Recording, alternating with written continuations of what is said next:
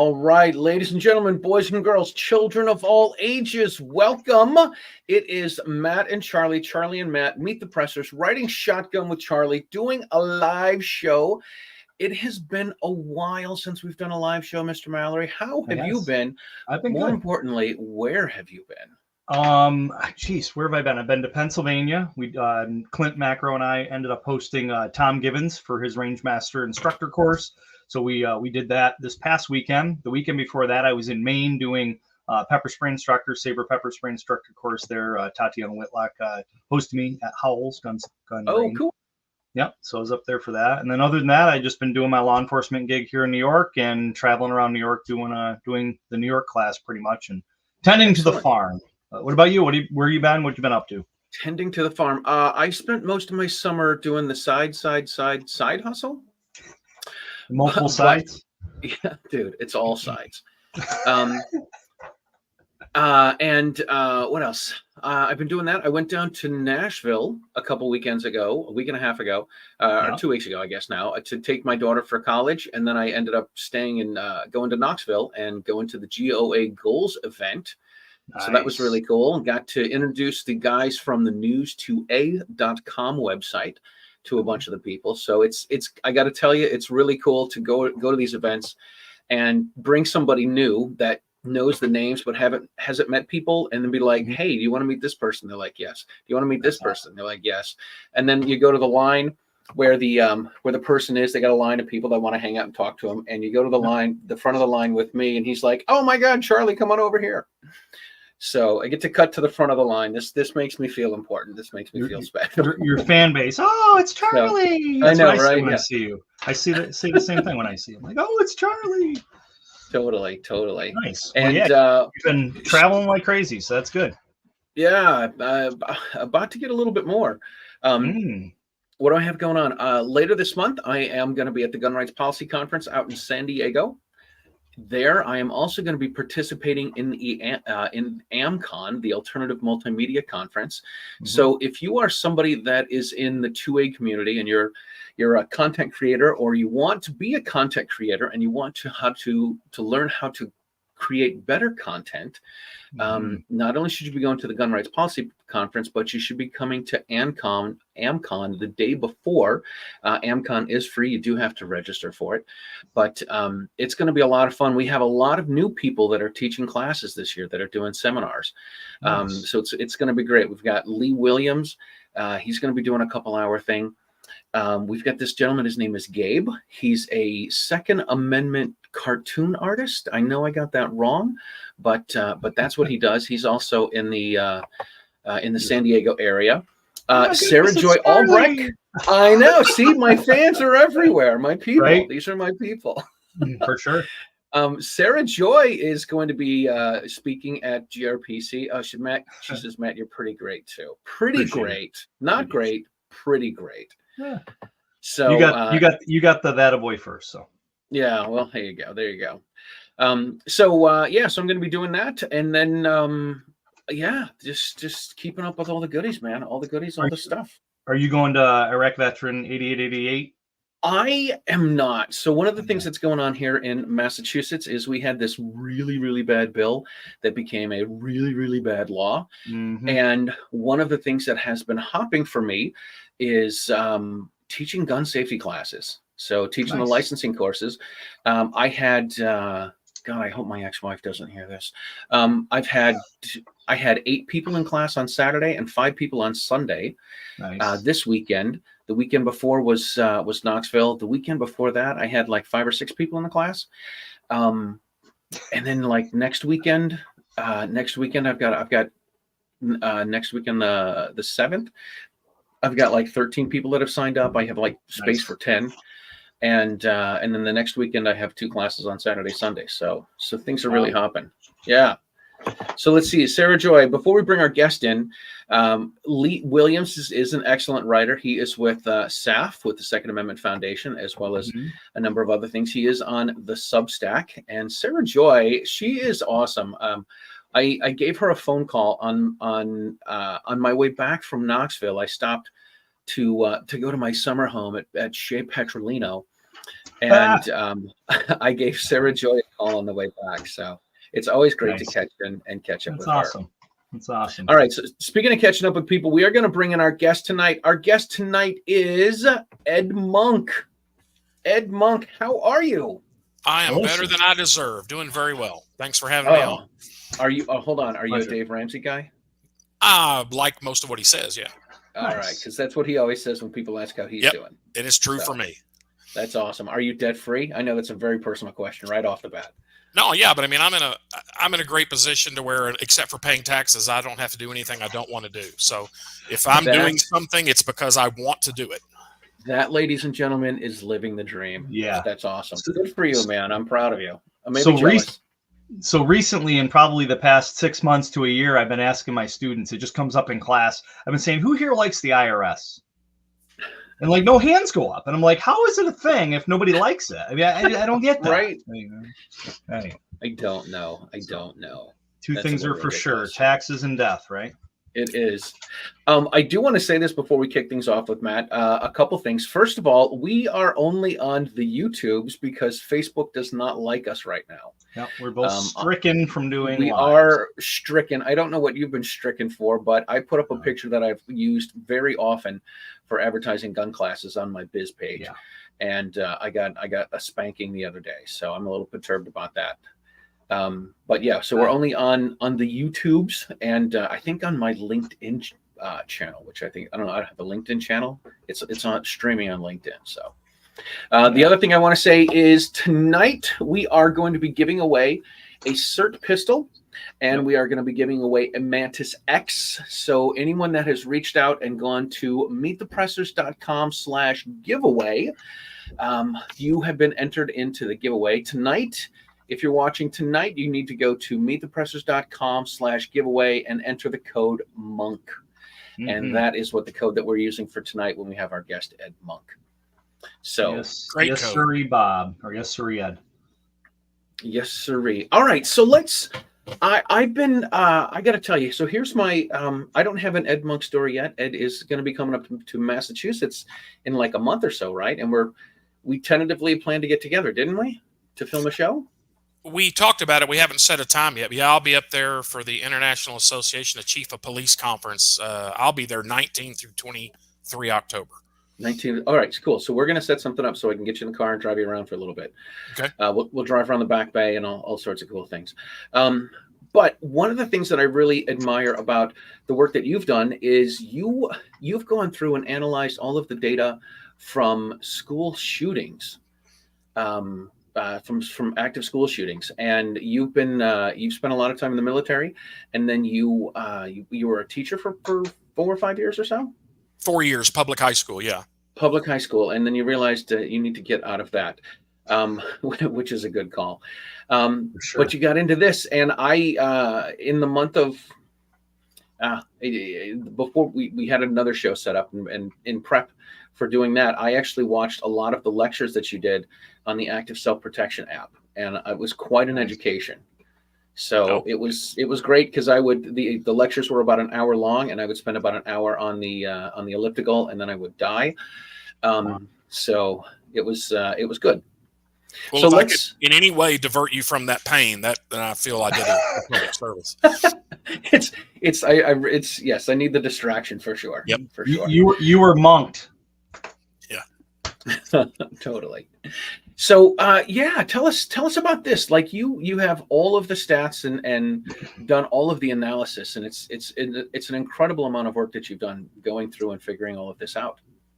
Yeah, and you said school shootings. I've actually tried to study, and I don't claim that I've studied them all. I don't even claim that I know them all, but I've looked across the spectrum. Schools being a big one, but also attacks at churches, businesses, government offices and facilities, outdoor venues. But yeah, schools is one. And I got into it because after I left a 24-year career as an active duty Army officer, where talking about planning for violence and very vicious, deadly violence against other humans was just a day-to-day thought. And 10 days after my Army retirement, I started teaching public high school. So I left a career where planning for, talking about violence was a daily requirement into a profession of public teaching where violence was never discussed other than to try to stop it. And no one had stomach for it. No one had training for it.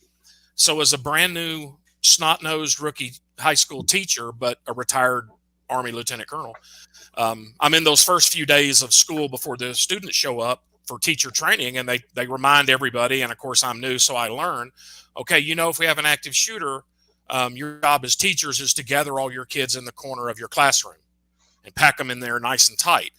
Yep. And I hear this for the first time, and I'm thinking, well, other than pulling my own pistol and shooting my kids for him, I could not have made the active shooter's job any easier. So the school's plan was actually to make the shooter's job of shooting people as easy as possible. Yeah, fish in a barrel. So when I tell this story, especially in the gun world, people say, "Oh, stupid, dumb, stupid, dumb." No, the first 3 years I taught in an extremely high performing high school. The leaders of that school were very intelligent and they loved their kids. I was very lucky to be in an environment like that. But it took me too long to figure out. They just had no experience and no stomach for planning for violence. So they just kind of wished it away, and anything we're uncomfortable with, we outsource it. If you don't like cutting grass, you hire somebody to come cut your grass. If you don't like cleaning out your own septic tank, you hire somebody to come do that. Right. So they're uncomfortable with violence, so they outsource that to law enforcement. And that's what we've been doing in most public schools for 30, 40 years. But the problem is the time and math. You can outsource it to law enforcement, and law enforcement will eventually show up, and eventually law enforcement will stop it if it's still going on, if the attack is still violent. But you're not going to like the numbers if you wait on that process. So it's all about time and math of looking at the average shoot rate of an average attacker, meaning not shoot rate, but at the rate he will get a new victim. And then you compare that with the time of calling 911 and waiting on the police response. And it's just a very ugly result if you combine those two things. So the call 911 and wait on the police is a great plan that works very well every day the active shooter doesn't attack. And that's 99.99999% of days. So that plan of call the cops and wait on the professionals to stop it actually does work very well almost every day. And so we're making plans for the day the shooter doesn't arrive, and it works very well on those days. But historically, that plan fails miserably on the day he shows up. So we just have to switch to making a plan for the day he shows up. And what's going to show up is extremely violent and ugly. So our plan to counter that, if we want it to be effective, has to be extremely violent and ugly. We can't have a butterfly and unicorn plan against a very violent and ugly thing that's coming. And that's what almost all schools in the country are doing. We've had 40 years of absolute failure. So I can go over Stockton and Columbine and Sandy Hook and Parkland and Santa Fe and the most recent bad one, Uvalde. And all of those had one of two plans. One was call 911 and wait. The other, which is just a slight variation, is we're going to have a cop or two on our property somewhere on the campus, but still we're going to call 911 and wait. And the result, the result that those plans have gotten, when tested on the days the active shooter shows up, the victim counts in the 20s and 30s. And no one wants a victim count in the 20s or 30s. At all. But I would bet a lot of my income that over 90% of public schools in America have one of those two plans right now as school starts another school year, where when tested, that plan is very likely to fail. But the leaders, the superintendents, the school boards of all these public schools have in place right now one of two plans, both of which historically will fail and give us a very high victim count on the day he shows up. And it's just a horrible situation. We do things, but we refuse to do what time and math shows us we have to do if we want a low victim count. What's that old adage of, when seconds count, police are only minutes away, and being in law enforcement, that drives me nuts. Law enforcement, we're the cleanup crew. It's very rarely that we're going to be there to stop something. There is community policing and being out there and try to get eyes on and be proactive versus reactive. But in reality, everybody calls 911 for the cops to show up after the fact. And nowadays, with the defunding the police and one cop per car, you don't got a partner in your car anymore. And like the village that I work in, it's 10 minutes before a backup arrives. So you're up the creek without a paddle in most cases, and the killing's already happened typically, which is sad. When I do these presentations, I'll show the time. I'll show the average shoot rate we can expect by using shoot rates of past shooters. And so if there's no cop there, sometimes they'll tell me, say a school, for instance, they'll say, well, we've talked to the police chief, or if they're serviced by a sheriff's office, we've talked to the head law enforcement officer, and they've told us that they can get the cops here pretty quick. And I tell them flat out, I don't care what they told you. By the time the cops hear about a shooting on the radio, there is probably around 20 people that have already been shot at that point. So from that point, it doesn't matter how quickly they can get there. We're still going to be above 20. I don't want to talk about being above 20. Yeah, the cop can get there and keep it from getting to 30, but that's not what I want to talk about. Right. By the shoot rate, if we want a single digit victim count, and that's what I push, 0 to 9. I can't give anybody a plan that historically has an expectation of having 0 victims. I wish I did, but we've been murdering people since Cain and Abel. But I can give them a plan that has a very high expectation, supported by math and history, of getting 0 to 9, a single digit victim count. To do that, your plan, you must stop the active shooter in the first 30 seconds of the attack. There is no possible way to communicate with and contact somebody who's not there at the attack site and then get them there within 30 seconds of the first shot. So we're left with the only way to expect a low victim count is the intended victims, the people there when he came, where he came to kill people. Those people must stop him. Now, everybody doesn't have to stop him. All we need is 1 or 2.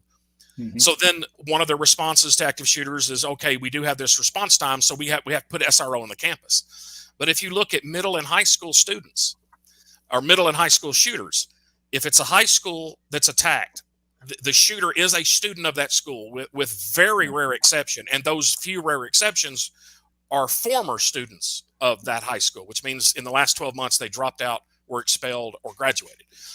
And in middle schools, every shooter has been a student except for 1. So well over 90, probably over 95%, your shooter is one of your own students. So if you have an SRO, they know it, and they know who the SRO is. And so where they are and their habits, where they sit.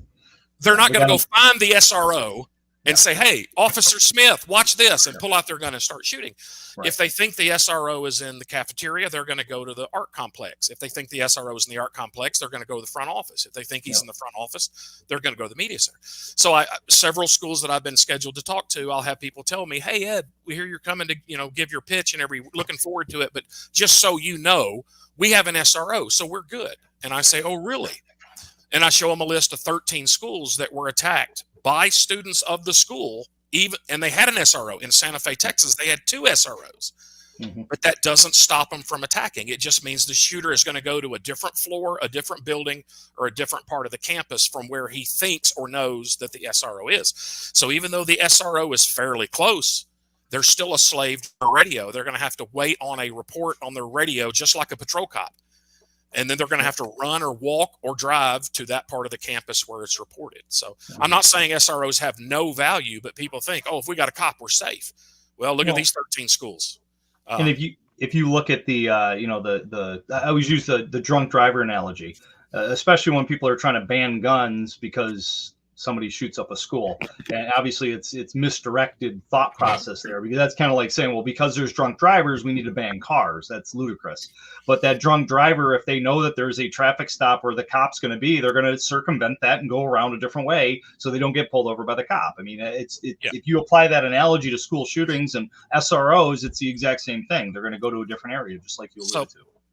Other than just saying we've been failing and showing that we've been failing, one of the things I've tried to do also is, okay, why are we failing? Why are we refusing to do what time and math clearly shows us we have to do? And there's a bunch of reasons, but one of them is we get distracted. So you mentioned one of the distractions, gun control. Yep. Well, Parkland, Uvalde, several of them use the AR-15. So anytime the AR-15 is used, they'll go off on this. Well, that's the problem. If, in fact, there was a school district in New York where a leader in the school said, well, we've banned AR-15, so we can't have an active shooter here. That's how crazy it's gotten. But I'll show them a slide where, Parkland, he got 34 people in 5.5 minutes. Uvalde, he got 38 people in about 2.5 minutes. So I'll show them a slide where in Fort Hood #1, they got 43 people, quite a few more. And the guy just used a couple of handguns. In Luby's, they got 43 using a couple of handguns. Virginia Tech got 47 using a couple of handguns. So it's not the type of gun we let him shoot us with. It's that we let him shoot us with any kind of gun for 5 minutes unopposed without fighting back, other than a flintlock. Any modern, you could do it. Guns. Some audiences, a lot of audiences I'll talk to don't. But if I turned you loose in a 3-story building with 300 people in it for 5.5 minutes, you could shoot 40 people with a double-barrel shotgun and a bag full of buckshot if nobody tried to stop you. And that's the problem. No one's trying to stop them. They're waiting on the outsourced professionals to show up and stop them. Right. So that's one of the distractions that, mental health. Oh, if we just got rid of the AR-15. Oh, if we just got better mental health care. Oh, if we just got better locks. If we got better security cameras. We get all these distractions that won't help us because we desperately do not want to look at what will help us because we don't have the stomach for it. For sure. All right. We've got a great question from Sarah Joy. Do you know Sarah Joy, right, Ed? Of course. I don't think so. From Hold My Guns? I don't think so. Okay. All right. Well, this is one of the things. I assume all of my friends know each other because they're my friends. So we got Sarah Joy runs this group called Hold My Guns. And what they do is they have safe storage facilities around the country. So an FFL can hold someone's gun while they go on vacation. They take a time out. They need some downtime, whatever. Anyway, so she's awesome. She's got a great gig and a great organization. So she asks, what are some phrases you might use to help teachers shift their mindset from the unicorn butterfly plans to effectively matching force with the appropriate response to violence? This is why she's so smart. I don't know if there's a phrase. So I just show them past attacks. I show them the numbers that on average, once he starts shooting, he's going to shoot a new person every 3 to 5 seconds in the first minute, every 6 to 8 seconds in the second minute, every 10 to 12 seconds in the third minute, and it usually continues to decline. So that's how many people are going to get shot. And I show them a timeline of police response. The best you could hope for is the first cop showing up somewhere in the 4th minute, right? Well, in the 4th minute, you're already looking at high 20s, low 30s of people shot. So you must stop him. So the first big change, and it is a huge change, is to get them out of, we're going to hunker down, turn out the lights, do some evasive measures. But most schools now are, if you show up here with a gun, you can shoot as many of us as you can find until the cops stop you. And we have to slam on the brakes of that. And schools have to change from we're going to hunker down and try to survive until the professionals, stop it, to we are going to stop it. We are going to counterattack like a rabid wasp. And we are going to stop the active shooter. And we will have the shooting stopped. And we will already be prepping and treating casualties before the first police car or ambulance gets on our property. And it's not because I like violence. It's because math shows us that's the only way if we want a low victim count. So we have to do a huge jump from wanting a low victim count. And everybody you talk to will say we want a low victim count. Mm-hmm. So we have to get away from wanting a low victim count to actually planning for a low victim count. So the first thing is violence. We have to be violent. Now, whether or not it's with a gun is the most efficient way, but it's not the only way. So if you're not going to have guns because they're illegal or policy's not going to allow it, then you got to prep the battlefield and have the most efficient tools you can have, whether that's a hot pot of coffee, a baseball bat, a fire extinguisher to club him over the head with. But you just have to have, we are going to fight.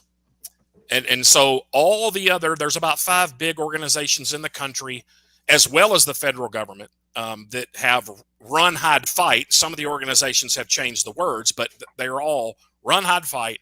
And they all say fight only as a last resort.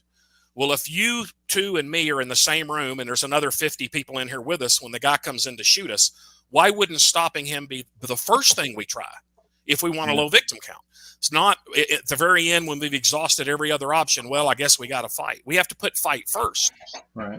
And so I remember a guy one time said, Ed, I got a 5-year-old in pre-K. Are you telling me I have to tell my 5-year-old daughter she has to fight? No, that's the beauty of this. Everybody doesn't have to fight. We just need one or two. All we needed was Jack Wilson in that church in Texas. All we needed was Eli Dickin in that mall in Indiana. All we needed was Gina Som in that. That's all we need. John Hurley in Arvada, Colorado. We just need one or two of us out of everybody that's here that'll fight, and that'll help humanity if just one or two people fight effectively. So most schools.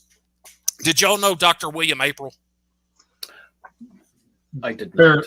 Barely. We were going to have him on the show, but he passed away shortly. I had him scheduled at my place about 3 weeks before he passed, unfortunately. But I use one of his quotes in a lot of my presentations. He says, to properly plan for violence, you must first admit and accept that the world is not as it ought to be.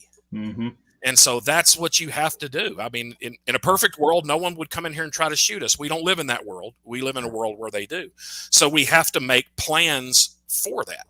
So we have to everybody has to have a fight plan, and fight has to be the first option that an organization considers and a first option that every individual considers. Now, I'm not saying they have to do it, but that needs to be the first one.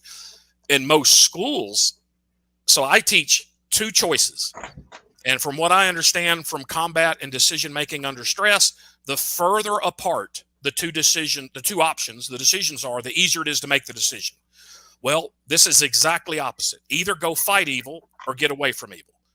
It's completely opposite. Go towards him, find him, and stop him, or get away from him. Only two choices. There's a third option, and I don't call it a choice because you don't choose it. You do it because you don't have a choice, and that's to barricade, to hunker down and lock down. But 98% of schools, their policy is everybody hunkers down first and locks the doors and turn out the lights. And they do that not because it's the best plan to survive an attack, but because it's the easiest one to type and the easiest one to drill. And it doesn't disrupt the learning environment. It takes about 5 minutes to run the drill, drills over, go back to learning. It's very easy and very quick, but it doesn't work on the day he shows up. And I think that there's a liability aspect to that too. It's a lot easier for them to tell people to hide and not fight back, because God forbid somebody fights back, then they could get hurt or die, even though that's counterproductive to the way to survive. I mean, it's kind of like in the military. When I was in the Army back in the 90s, the Beretta M9 was the gun. And, why do you have a double action, single action for all the soldiers? Or even if you look at, in law enforcement, where they've got guns that have safeties on them because they don't want to train the officers. They don't want to train the individuals to be good with a gun. They figure they'll make the gun the safety tool instead of the individual. That same kind of reverse mindset, the liability, they're passing a liability. Yeah, that was one of the two things when as a brand new teacher, I didn't do it as a group, but I got with the assistant principal one-on-one afterwards, thinking, you mentioned you were in the Army. So the lowest private knows when someone is coming here to shoot you, you don't all gather together. That makes you spread out and you fight back. Yep. So I said, instead of just huddling my 25 kids and me in the corner, so we're so easy to kill, why don't we, if you're going to make us stay in the room, which I wouldn't have done, but if you're going to make us stay in the room, I had 11th graders. I got football players. Let's fight back on both sides of the door. And I got told, no, we cannot have a plan to fight back because our insurance will go up if we do that. So again, schools understand budgeting. They understand that very well. They deal with it every day. They don't understand violence, and they don't really want to. But they understand budgeting. But what kind of check are you going to write if he comes in here and shoots 20 or 30 people, like in Uvalde or Parkland? They will almost sue you out of existence.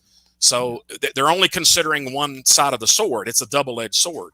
If we don't have a plan to stop him in the first 30 seconds, you're not going to like the number. Yeah, here in New York State, they just either passed a bill or put a bill forward or passed a law where we're not allowed to do. I think they just passed a law. We're not allowed to do any kind of active shooter training in any of the schools. And I had one of the student in my class, and she said that her 5-year-old was terrified after the active shooter training. And I go, well, okay, so she was terrified. That's unfortunate.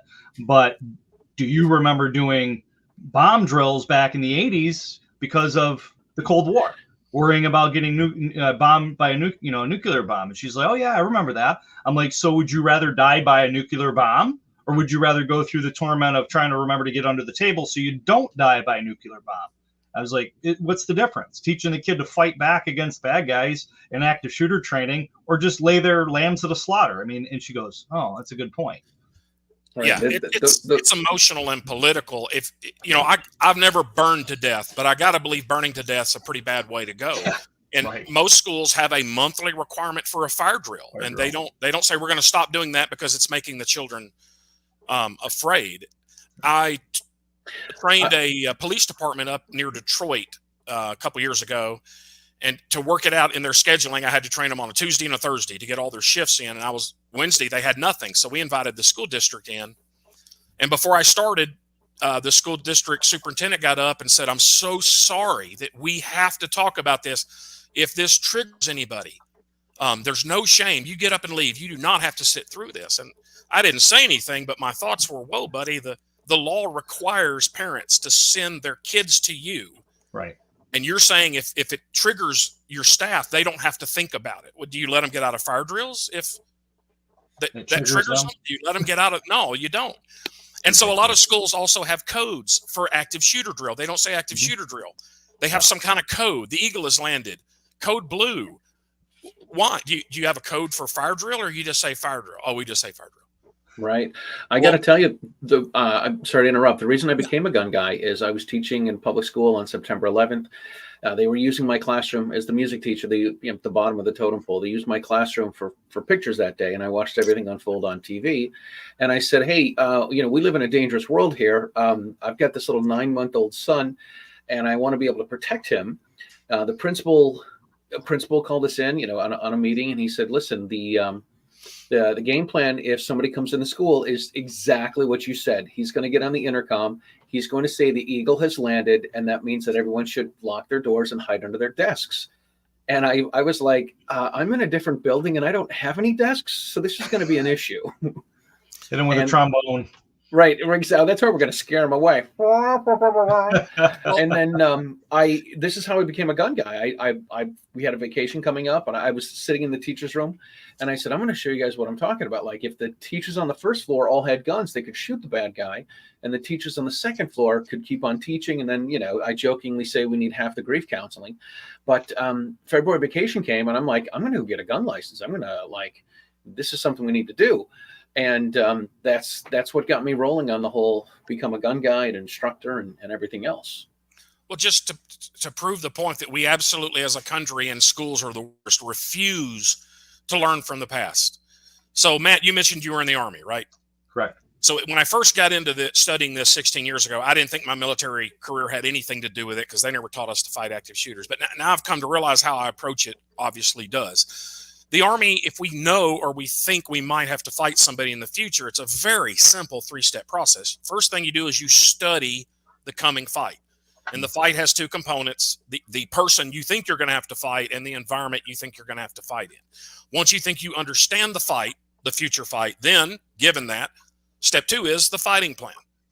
You come up with the best possible fighting plan you can to defeat that enemy. Not best. How do you measure best? It's very simple. It has 2 measuring sticks. I want the fighting plan that ends the fighting in the least amount of time with the fewest amount of friendly casualties.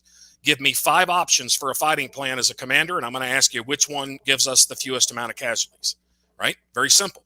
Once we think we have the fighting plan, the next is the training plan. How do we train our people to fight? So we have to study and understand the fight, and schools aren't doing that, again, because they don't want to, they don't know how to. In 1999, the Columbine shooting happened, which almost everybody knows a little something about. But he shot the 2 shooters, one of our 5 multiple shooter attacks. They shot 34 people total, but the majority of where they shot those were in the media center. 22 of their 34, they shot in the media center. And most people that lived through that remember hearing over and over and over in news coverage. And if you don't, just go to YouTube and search for Columbine 911 call.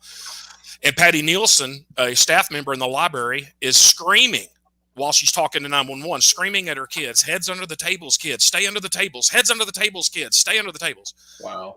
And if someone's going to walk into the rooms where you 2 currently are and try to shoot you, getting under the table is not going to help you one bit. But that's all that teacher had in her head back in 1999. Maybe for a bomb drill, maybe for earthquake, but not for shooting. Well, Uvalde was just over 2 years ago. And he started shooting in the hallway outside of classroom 111. And the teacher of classroom 111 survived, although he got shot multiple times. But he said in an interview, when he heard the shooting outside the hallway, he told his kids in his room to get under the tables. Wow. Just absolutely refusing to adapt and learn what works and what doesn't work and what the shooter's going to do. 30 years later, and still 25 years later, same turn out the lights, lock the doors, and get under the tables. So on my way to PA this past weekend, I went down there for Tom Gibbons' Rangemaster instructor course. Clint Macro and I hosted him. I was listening to David Grossman. We've had David Grossman. Clint and I have had him on our show. Listen to David Grossman's On Killing. And, in that he was talking about video games and how video games, a lot of these active shooters play the video games and they just kind of check out. Any of your background or research lead into that? Do you agree with that? Is there more in depth that you can spotlight on that? No, I have no background into that. I've heard David many times. In fact, he was just at the Kansas SRO conference. We were both speakers there about a month ago in Wichita. But it makes sense to me. And he will make the point back before the late 80s, you could go see very gruesome, violent, bloody films. And if you really, really wanted to see it twice, you could pay and see it twice, but you have a movie theater. But starting in the late 80s, early 90s, you could go to what? A Blockbuster or some other VCR rental store, and you could rent these movies and watch them 50 times over a weekend. Right. Plus now we have the video games. And so people will say, listen, I play very violent video games and I don't shoot any people. Okay, no, the average person, this is not going to fit. It's the bell curve. Yeah. What about the people that are already on the edge with their toes over the edge looking into the abyss? Those are the type people that this will have an effect on. But yeah, I got to believe. So you got to look for things that change. The AR-15 has been around since 1960s, 70s. Semi-automatic magazine-fed rifles have been around for over 100 years. So that's not the problem, because those have been around long before this became a problem. The violence in media, video games, movies, etc., is one thing that's changed. And so again, he was a psychology professor at West Point. He's far more qualified than I am to talk about this, but people will talk about now a new thing in the last 5 years. The diversion is, we didn't have mental health. We have to have access to mental health. We have to have more funding for mental health. Well, I have no problem with access to mental health, but I'd ask again, do you think we had better access for and better quality mental health back in the 1950s or 60s or today? And everybody will say, by far today. Well, and then you look at a lot of the active shooters that had. The Parkland shooter was seeing over 100 sessions since he was 8 years old. The Isla Vista shooter was being seen by one of the top 10 psychiatrists in the country. The Thurston High School shooter, who had voices in his head telling him to kill him, was under psychiatric care. He just didn't tell his psychiatrist that I'm hearing voices telling me to kill people. Well, so, they call it practicing medicine for a reason. So I'm not saying we shouldn't have health care and access to health care, but I don't think that's the reason we're having, as of June of this year, we had 22 active shooter attacks in 26 months. That's the worst I've ever seen it. That's almost one a month for 2 years. And I don't think it's because of the AR-15, and I don't think it's because of people just can't find mental health care. Yeah, I was actually going to I just did a domestic violence class, and then also basically more law enforcement training, but in the thought process of in New York State specifically, and actually I think nationally too, we've gotten rid of the mental institutions, and that curve or that pendulum swung so far that way. They were locking everybody up because you said you were depressed, so maybe it was a little too aggressive, and now the government's kind of swinging the other way where they're letting everybody out, and we're dealing with them on the street and law enforcement more because they're not taking their meds and they're off their meds. I mean, how many times are we seeing suicide by a cop now, and all the videos because people are out there, they don't want to live, and they're running after a cop with a machete or something. That's a newer phenomena as well. Yeah, and I'll tell you one of the many surprises when I started teaching public high school in 2007. And again, I taught at the high school I taught at for the first 3 years was consistently one of the top 5 in the state where I was teaching. But one of my shocks was how many students were on psych meds. Going in, if you'd asked me, I'd have said, I don't know, 1 out of 200. But no, it was over half. Over half the kids were on something. And I go, because I had good kids, but they would tell me, oh, my doctor just changed my dosage, or he just changed my meds, or he just added a med, and it's really hard to think and concentrate. And it just, that's something that wasn't around in the 50s and 60s and 70s that we're dealing with now. Yeah, now my conspiracy theory side's going to kick in, and it's because big pharma, they're making money off of it. So yeah, and again, you'd say, well, I'm on psych meds. My son, my brother is on psych meds. He's not shooting people. Well, no, it's not everybody. It's that 0.001% on the bell curve that's over there on the very end. In the end, that if they don't get the right dosage, or from what I've been told, that people take it and then they stop cold turkey, and that can have some negative effects. I don't know. I have no training in this area, but again, if you look for something that's new, a cause for something that's new, I tend to look for, okay, what's changed? And it's like the media is part of it. Right. Let's pull up a couple comments. Sarah Jo had a question here a few minutes ago. How can teachers be more familiar with the terrain to have an advantage in responding to violence? The terrain? Yeah, like in their classroom? Yeah. So again, one of the biggest things schools can do is get away from listen to what the intercom tells you to do, or go open up the 3-ring binder and read what to do. Mm-hmm. When an active shooter shows up, you already know your 3 options, and you've already trained them, resourced them, rehearsed them, and wargamed them, and brought things in to execute those 3 options. So you are responsible: teacher, janitor, coach, counselor, even students if you're unsupervised. If you watch the video of Uvalde, there was a little, I'm guessing 6-7-year-old kid out in the hall when he started shooting, and that kid made the right decision and ran. So you tell everybody, you don't wait to be told what to do. You have 3 options. You know them ahead of time. You decide what to do. And so when I work with schools and we do the walkthrough, is okay, show me your fight plan, because fight is what I want everybody to consider first. Mm-hmm. If you decide to fight, show me your fight plan. Let me see the weapons that you've identified in here. Whether if you're a teacher, it's your classroom. If you work in the cafeteria, it's the cafeteria. If you're in the front office, it's up there. Show me the weapons that you have identified, and if looking for them you couldn't find any adequate, you brought them in, like a baseball bat or something. Show and tell me who's involved. And if it's a middle and a high school, I want to hear your students are involved, and that'll cause some panic. You're suggesting we tell our kids to fight? Well, only if you want a low victim count. If you want a high victim count, then no, don't tell them to fight, because we've had 5 school shootings that were stopped by unarmed people. 1 was a construction worker, take him out. The other 4, 2 were staff members, but 2 were students. So just as many active shooters have stopped, just as many active shooters have been stopped by unarmed students as they have by unarmed staff members in public schools. So show me your fight plan. You've already thought it out. So you don't have to come up with a plan under the stress of knowing you have an active shooter, possibly already shooting through the walls into your classroom. You just have to look at 3 options and say, right now they all suck really bad. But for me, in my current situation, this one sucks slightly less than the other 2, and you run with it. And you can run with it because you've already practiced it, resourced it, rehearsed it.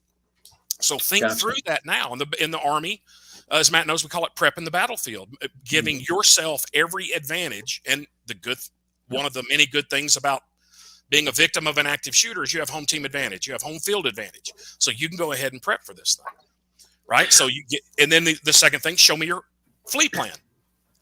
Show me where you're going to, if you choose to flee, and if you're in charge of students, with your students, where are you going to flee? Well, the easy is out my classroom and out the exit. But what if the shooting's over there? Mm-hmm. Do you have a window? Is it openable? Show me if you can open it.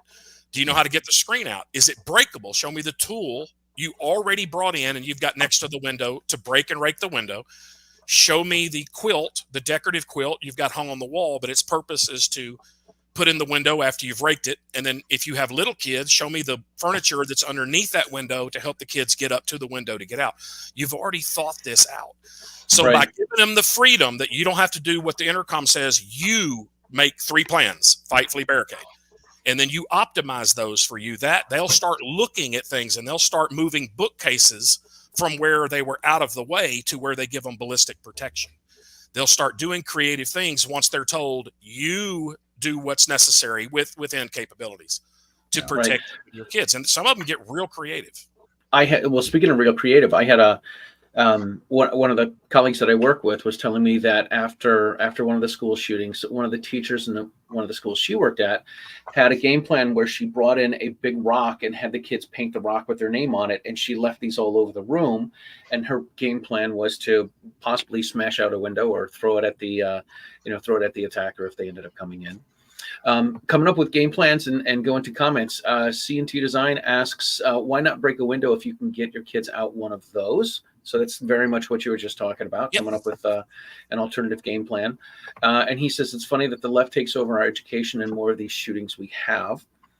DJ Play Nice asked a question. I asked him to rephrase it because I didn't quite get what he was asking.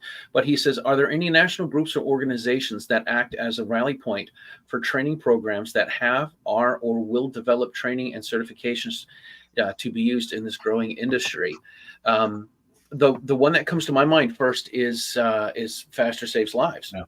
Right? They're all over the place. They're in Colorado. They're in Ohio. They're in a boatload of other states too. I think they've had thousands of teachers there come in as students and learn how to shoot and go through all of the defensive, go through all the shooting, the fundamentals of shooting. And then I actually did the level 1 class in Ohio a couple years ago for Faster Saves Lives. And the coolest part and the freakiest part was going into a school. The instructor had a 22 revolver that shot that was just blanks, and he fired that in the classroom, and we all had to respond accordingly. There was one guy in the hallway that was a bad guy, and he had on he looked like an umpire, but he had a Glock that ran on CO2 and shot rubber balls at people, and he was only instructed to shoot at the teacher. The teacher also had one of these guns and could shoot only at the bad guy. And it was interesting that you would sit there and you would be one of the students, you'd be one of the actors. So they said, hey, you're going to do whatever the teacher says, and the teacher says run out of the room, you run out of the room. So you sit there and you game it and you try to figure out what you're going to do, because we do after action drills. And then when they get, I wasn't smart enough to realize this, when they get you to be the teacher, they've changed everything around. So you think you got everything planned, and they're like, okay, here's another scenario. You get to be the teacher now, and everything's different. You're like, wait a second. What are we supposed to do? This isn't what I planned for. I've got to come up with another plan. It was really, really pretty cool. Yeah. The first thing I asked my assistant principal in charge of security in private after I was told to hunker down was, I have a first floor classroom. We had huge, like 3 foot by 3 foot windows that you could push open. I said, instead of bunching my kids up in the corner, I got 11th graders. Why don't we get out the window and run to the post office, which you could see from my window? And I got told, we can't have a policy that kids run. It would take hours to get accountability of them. And so again, schools understand accountability. That's very important to them. They don't understand violence and planning for violence. And accounting for all my kids, if they were all dead on my classroom floor, accountability would be very easy. But, is that the ultimate goal, is accountability? So what we tell schools is we use the Jerry Seinfeld. There's a couple of episodes in Jerry Seinfeld where they talk about Bizarro World, this fictional world somewhere where everything is opposite than it is here where we are. Yeah. So we say active shooter day is Bizarro day. It's opposite day. So we care about accountability on every other day, but on opposite day, when the active shooter stops shooting, we don't care where anybody is as long as they're breathing, as long as they're alive. So run, we'll find you later. We don't care where you are. Alive. At least they're alive. Any other day, we don't even want you to be mildly violent, much less ruthlessly, deadly violent. But on this day, we want people to immediately be deadly violent, because it's different. On any other day, if you break windows, you're going to get in trouble. But on this day, break as many windows as you need. So they have to understand that planning for every other day is not like planning for this day. We have to have different rules on this day that the active shooter shows up. For sure. Yeah, we got let's see. I'm gonna pull this one up real quick. The gun foodie Patrick Collins says improvised tools and unorthodox weapons work really well when you are in the right defensive mindset. So absolutely, for sure. Yeah, and we got C&T Designs. Not having kids get off the X is insane, and totally agree. I mean, you've been touching on that. And then there was one other here too from New York. 2A for NY. Wish we lived in a state. Yeah, I feel you, brother. That would allow this type of preparation. New York does not. Well, and so I go back to William April. you have to accept the world is not as it ought to be. I wish it wasn't that 98% of public schools were not going to have armed staff, but that's the way it is. So we don't have to have guns to get this done. We have to, the first big thing is we have to say we're going to fight back. So guns is the best way. If you have any question about that, ask any cop. You're called to an active shooter location. You show up, you can hear the popping and screaming in the building. You going to take your pistol out of your holster and leave it in your car before you run in? No. Or are you going to go in with your gun? And they look at you like you're stupid, because that's a stupid question. It'd be insane to go in there knowing there's an active shooter in there. It'd be insane to go in there and fight him without a gun. Right. But that's what we're asking the public school staff to do. Sing Kumbaya and sit down and hope they go away. If that's the way the world is, we have to accept it. So we fight back without a gun. So again, I show them there's at least 13 active shooter attacks total where unarmed people successfully fought back. 5 of them are schools. So I say, when I bring in a baseball bat, well, they might not like a baseball bat. Well, then find an old one at a yard sale, get a Sharpie, scribble something that looks like a signature. And this is a memento. This was a guy that made some record back in the 1940s in AAA baseball, and you bought it. It's a memento. It's not a weapon. No. I had a young, I'm guessing she was mid-20s, female teacher up in Washington State at a private school that I worked with. And once we talked about the options and what to do, she had a big, long, like 5-foot Oriental design cloth, decorative cloth on her wall at home, but it was held up by a big piece of driftwood, about 4 inches in diameter, and that's what held it up. So she brought that in and put it in her classroom. And she says, if we stay in the classroom and he forces his way in, I'm going to crush his head like a grate with this piece of driftwood. Yes. Once they were given, someone said mindset. Once they were given, you don't have to do what the intercom tells you. You can prep your classroom to save your life. They get creative. Improvise tools. Yep. Very cool. I had a coffee pot in my classroom when I taught high school. Nice. So if there's hot coffee in there, he's going to get it in his face before I crush his skull with the empty coffee pot. So just think this stuff through ahead of time. And so we teach them to fight. Now, we don't give them jujitsu classes, but we teach them very simple things like doorways. All of you and I know that very minimally trained, untrained shooters, especially with long guns, coming through a doorway, they give up almost all of their advantage of having that long gun if we can catch them coming through a doorway. If you watch videos of active shooters, many of them walk back and forth. So they're going to turn their back on you. If their back's not to you now, wait for them to turn their back. It's a great time to go.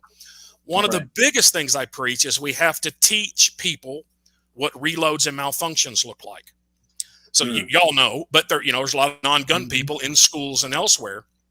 So I was a speaker at the National Association of School Resource Officer National Convention last June, July in Indianapolis.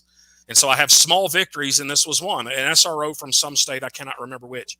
A couple of months after, he emailed me and said, hey, guess what? I went back to talk to my school. I got permission to make a short 1-2 minute video showing these are the motions you will see if the shooter is having problem with a reload or they're having a malfunction. Right. So that is a great time to fight the guy with a gun when his gun does not work, or run from the guy with a gun. So I will show them Sandy Hook, where the kids chose to run during a reload. I'll show them Thurston High School in Oregon, where an 11th grader, although he had already been shot, chose to rush and tackle the shooter during a reload. And then a community college in Oregon, where one student ran during a reload and another student rushed and attacked the guy. So, but if you don't know what a reload or malfunction looks like, you can't take advantage. And most active shooters are very low, if not untrained. So their reloads and malfunctions take a lot longer than the people we probably train with. Absolutely. So again, it's knowing the enemy. It's that number one, studying the fight, knowing the attacker, and then taking advantage of that, knowing his weaknesses and exploiting the weaknesses. For sure. Charlie, you want to give a plug on the giveaway, because I'm going to close that off in a couple minutes. Yes, absolutely. If you want to enter if you want to participate oh my God, if you want to enter the giveaway for this month, tonight we are giving away a SIRT pistol, and we are giving away a Mantis X. So you need to go to meetthepressers.com/giveaway and enter in the code MONK for tonight. meetthepressers.com/giveaway and enter in the code MONK, and we're going to pull that up in a few minutes. I do have a couple of comments. I put this one up a couple of times. We haven't had a chance to address it. David Moultrup asks, what about the cautionary concept of training the killer while teaching and practicing active shooters in the drills? That's definitely got to be something you've heard before, right? You mean by publicizing and training the drill at school, you're also training the shooter? Yes, I think that's what he's saying. And in a middle and a high school, you are. So, but what bypasses that is our plan is we're going to counterattack viciously and quickly like a rabid wasp by every means necessary that we've already prepared. And so the shooter, power numbers. If you watch Uvalde, he walks in and he's like brushing his hair as he walks down. He knows he's not going to get opposed. And so we have to stop that. If the shooter knows, if I start shooting in here, a whole bunch of people are going to start throwing things, tackling me, running at me, shooting me, then I'm going to go somewhere else. Yeah. You know, it may not stop me from doing an attack, but if I don't think I can get my numbers that I want to get famous, I'm going to go somewhere else. So yeah, I saying that we're not going to talk about doing any kind of countermeasures because that might tip off our attacker. Then that's just asking to be shot. We want the attacker to know, if you choose to come here, high school or middle school student, to shoot us, you've walked into a hornet's nest, because we are going to fight back. Wow, that's pretty wild. All right, we need to start wrapping things up here. I'm going to say this. I'm going to pull this one up real quick. Somebody asked, it's very similar to the corporate office as well. Very cautious with internal training, as the attacker could be one of the trained. What we do to protect ourselves in an office school, and that was just what Ed was talking about. I'm obviously very similar to teaching the kids at school on how things happen. I want to say this, Ed. This was great. Very much like the hour I would spend on the gym listening to the lectures on the Active Cell Protection app. They go by great. An unbelievable amount of information. Matt is going to pull up a number for us, and he's going to pull up a number. We're going to have you pick it, and pick a number, and that's going to be our first winner, and then we're going to have our second winner. All right, let's see what we got. All right, Ed, give me a number between 1 and 31. 10, my baseball number. 10. David Moultrup. David Moultrup. At least it wasn't Mark Lindblom again. He and sent me a message. He registered again. I'm just gonna delete. I'm gonna put a code in there to ban him. Dude's won like 5 times. So Ed, we've got this friend. He's a good friend of mine. His name is Mark Lindblom, and we call him the BSKOG. That's an abbreviation for the Bay State King of Glocks, because he only has 4 safes full of Glocks and ARs. That's a good start. It is.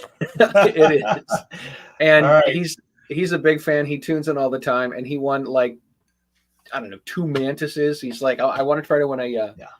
He's like, I'm only here for the cert. I'm like, you're not here for anything. You're good to go. I think he's stuffing the ballot box. I think absolutely. Yeah. All right. Once again, 1 through 31 without picking 10. 27, another number that has some significance. John Anderson. John won last month. Well, I'll see what John's got, and then we'll send him the opposite of what he send him the opposite. We'll have to ban him too. This is going to upset the Bay State King of Glocks for That's sure. Right. He's won enough. He'll be fine. He's an adult. So how can people find out more about you, Ed, stalk you, all that kind of stuff, and get your beautiful knowledge? They can email me, and yes, I'm old school. My name, Ed Monk, EDMONK at AOL.com. Yes, I still have an AOL address. My number is 870-273-1113. You can call or text that. That's my cell, and we're so low key. I'm so low school. I don't even have a web page yet, but that's probably going to change. But we have a Facebook. Last Resort Firearms Training is our Facebook page. If you would like to schedule training presentation, or you just think I can answer a question, I work with a lot of people over the phones. I'll help anybody that I can help that's serious about getting better with the active shooter. Fantastic. Awesome. That is wonderful. This is a great episode, man. You have absolutely. It flew by. It really did. It really did. It really did. All right. Well, so we don't have any. So Ed just said he was on Facebook for Last Resort Firearm Training? Last Resort Firearms Training. Yeah. And it's you and your brother, correct? Yeah, it's a huge company. Me and my brother. That's it. Yeah. Nice. All right. Well, we thank you all, Ed. We want to thank you for hopping in and joining the show with us. Appreciate the invite. Because this was, like I said, when I was doing the research and watching your videos on the Active Self-Protection channel, I was just like, oh my God, this is incredible. So thank you very much for being in here. We thank all of you guys for tuning in and watching the Riding Shotgun with Charlie Meet the Pressers live show tonight. Congratulations to our winners, David and John. Didn't David win before too? Or he just likes to comment? Yeah. All right. Wow. So these guys are banned. We have 3 people on our banned list. They're done. They're done. These guys are out. Thank you guys all for tuning in. If you haven't, right, go back to Seinfeld. If you haven't subscribed to either of the YouTube channels, because that's the only place that we're on currently right now tonight, please subscribe to the Meet the Pressers YouTube channel, as well as the what's your PS and Ed? Yes, Public Safety and Education. That's fine. Public Safety and Education, and check out the Riding Shotgun with Charlie YouTube channel. We thank you guys all for tuning in. We will see you guys again, hopefully in a few weeks. But when you subscribe to the channel and you follow us on the Facebook, that is where we put out the links. And that's when you catch the show. And we thank you guys all very much. Have a great night. Stay safe. Thanks, Colonel. Thanks.